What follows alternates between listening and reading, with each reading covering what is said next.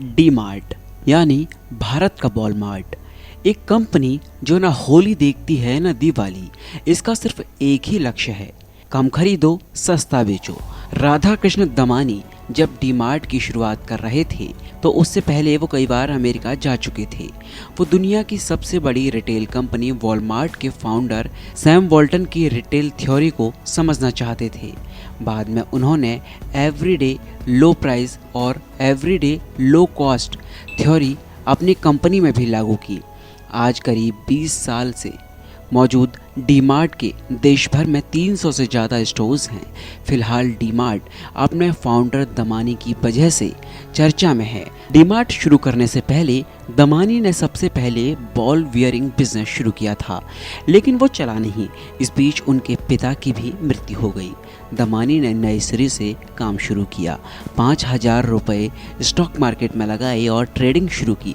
छोटी छोटी कंपनियों में इन्वेस्ट करके 1990 तक दमानी ने करोड़ों रुपए कमा लिए थे। साल 1999 में मुंबई में ही एक फ्रेंचाइजी बिजनेस मॉडल शुरू किया। दमानी का ये बिजनेस मॉडल भी फेल हो गया। फिर आया साल 2002 जब मुंबई के पवई में दमानी ने डी-मार्ट का पहला स्टोर खोला जो चल निकला। डी-मार्ट अपने डिस्काउंट वाले आइडियाज़ की वजह से सफल हुआ, ये सबको पता है। मगर क्या आप जानते हैं कि कैसे कोई कंपनी साल भर ऑफर देकर भी घाटे में नहीं जाती? इसके 3 कारणों को समझिए। पहला कारण, डी-मार्ट के किसी भी स्टोर का किराए पर न होना। कंपनी खुद की बिल्डिंग खरीदती है, लीज पीरियड भी इसका 30 सालों से अधिक होता है। दूसरा कारण है, स्टोर में जो कुछ भी मुख्य ब्रांड का सामान होता है और ज़्यादा से ज़्यादा अपने ब्रांड का सामान रखना।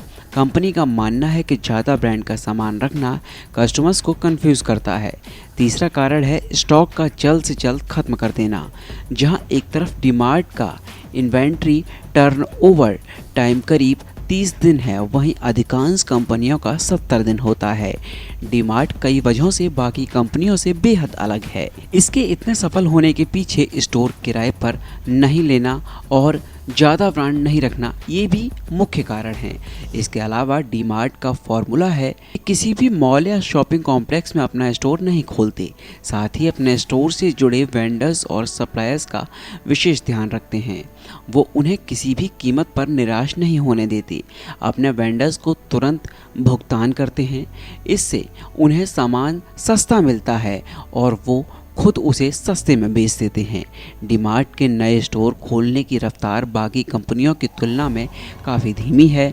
दमानी का मानना है कि हमें हर चीज़ के बारे में लंबी अवधि से सोचना चाहिए। यही वजह है कि नए स्टोर खोलने हों या नए प्रोडक्ट को लॉन्च करना हो, डी-मार्ट कभी भी हड़बड़ी नहीं करता है। एक तरफ जहां 2006 से शुरुआत हुई रिलायंस रिटेल के आज 10,000 से ज़्यादा स्टोर्स हैं, वहीं दूसरी ओर 2002 से चल रहे डी-मार्ट ने अभी 400 से भी कम स्टोर्स ही खोले हैं।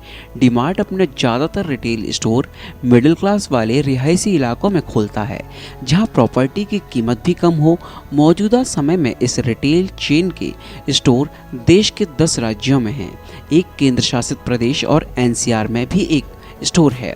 अभी इसमें करीब 10,000 से ज़्यादा लोग काम कर रहे हैं। कंपनी कॉन्ट्रैक्ट पर भी लोगों को नियुक्त करती है। कॉन्ट्रैक्ट पर 30,000 से ज़्यादा कर्मचारी इस कंपनी के साथ जुड़े हुए हैं।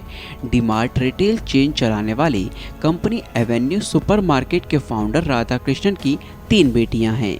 बड़ी बेटी मधु, दूसरे नंबर की बेटी मंजरी, जिसकी शादी मशहूर चाणक्य डेवलपर के परिवार में हुई है। मधु की शादी अभय चाणक्य और मंजरी की शादी आदित्य से हुई है। चाणक्य परिवार मुंबई के नामी और रईस परिवारों में से एक है। दमानी की सबसे छोटी बेटी का नाम ज्योति है। मौजूदा समय में डी-मार्ट चेन के स्टार्ट का बिजनेस दमानी की बड़ी बेटी मधु और दूसरे नंबर की बेटी मंजरी की देखरेख में चल रहा था। कंपनी से जुड़े सारे अहम फैसले भी वही लेती थी। तो ये थी डी-मार्ट और डी-मार्ट को शुरू करने वाले राधा कृष्ण दमानी की बेहद दिलचस्प कहानी। ये कहानी आपको कैसी लगी हमें कमेंट में लिखकर ज़रूर बताइए, और अगली कहानी आप किससे जुड़ी हुई चाहते हैं ये भी आप कमेंट में बता सकते हैं।